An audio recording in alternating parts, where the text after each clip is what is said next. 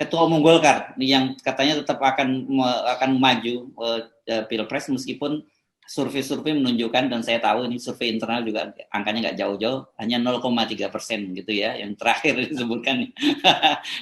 dan kemudian Erlangga kemarin kelihatannya juga tetap firm dia maju, apalagi dia bilang terima kasih karena sekarang elektabilitasnya merangkak naik. Bayangkan 0, saja merangkak naik itu karena dibantu baliho oleh para pengurus-pengurus di daerah.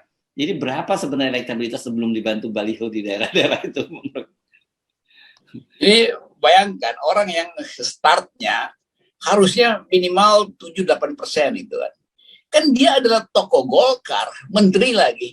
Kalau elektabilitasnya 0, sekian itu artinya memang nggak pantas. Kalau orang biasa oke lah itu siapa namanya ini Mardigu mungkin lebih dari itu tuh startnya kan.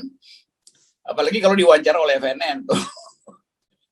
Jadi kita bayangkan tokoh politik yang memimpin partai besar cuma 0,3 dan masih menganggap bahwa oh ya itu kita mau maju.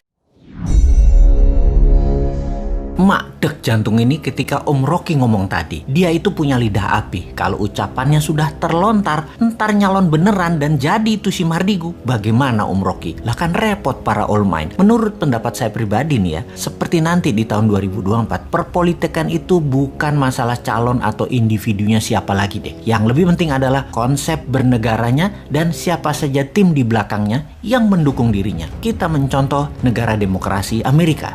Jangan mencontoh Putin Rusia yang terus ubah undang-undang negaranya hingga saat ini Putin sudah 25 tahun menjabat, lalu dibuat hingga tahun 2036 Putin menjabatnya. Atau Xi Jinping yang awalnya di tahun 2013 adalah orang terpilih Politbiro, lalu di tahun 2017 dia mendapatkan mandat Presiden Tiongkok seumur hidup. Semuanya bukan berdasarkan demokrasi, namun autokrasi, dan tidak terjadi di Indonesia. Karena pemimpin yang sederhana, baik, dan merayat tersebut tidak gila jabatan, tidak ingin 3 kali, tidak ingin menambah 1 periode lagi. Tidak mungkin. Nggak mungkin pemimpin sekarang akan kemaruk jabatan, mabok pujian. Bukan, itu bukan dia. Jadi kita mencoba mencontoh Amerika yang punya 2 aliran besar dalam bernegaranya. Kalau Partai Demokrat, cara kelolaan negaranya adalah heavy on government atau pemerintahnya agak ke kiri, ke sosialis. Kalau Partai Republik atau Republikan, negara hanya regulator atau dikenal dengan heavy on private. Pemerintahnya ke arah kanan, para kaum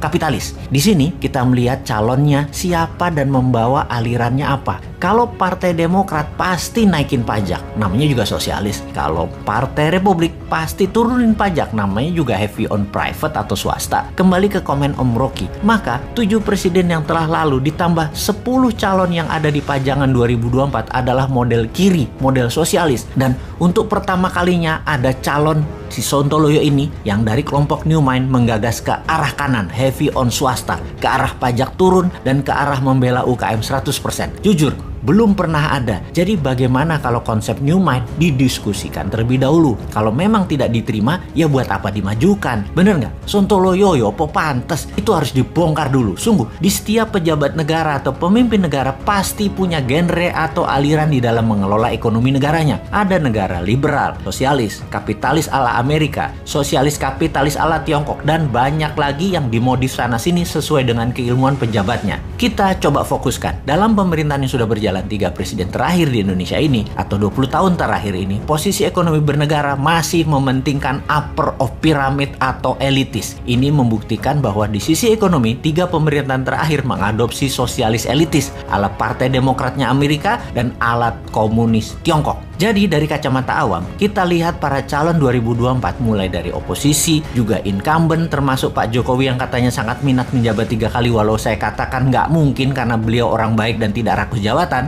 Juga para gubernur yang akan menari di tahun 2024, para tokoh politik kental sekali dengan 3 genre terakhir politik selama 20 tahun terakhir alias sosialis elitis. Sosialis elitis adalah pro BUMN, dan pro-elitis membela oligarki. Di antara semuanya, tidak ada yang seperti New Mind yang pro-kapitalis bawah, kanan bawah, mendukung UKM, juga pro-kiri bawah, sosialis bawah, para buruh, nelayan, petani. New Mind punya new economic model, yaitu bottom of pyramid atau ekonomi akar rumput. New Mind fokus di bottom of pyramid, anti-elitis, anti-BUMN, anti-kapitalis elitis, anti-oligarki. New Mind merangkul sosialis bawah dan sosialis akar rumput, yaitu para buruh, termasuk 6 juta buruh migran yang kerja di luar negeri, semua ada di sini. Dan kapitalis akar rumput atau UKM di sisi bawah kanan juga ada di New Mind. Saat ini buruh dan UKM tertinggal karena memang platform bernegaranya elitis, bukan akar rumput yang di bawah. New Mind untuk membuktikan kontribusi ke ekonomi akar rumput membangun Santara, perusahaan urun dana seperti IDX untuk perusahaan besar melantai di bursa,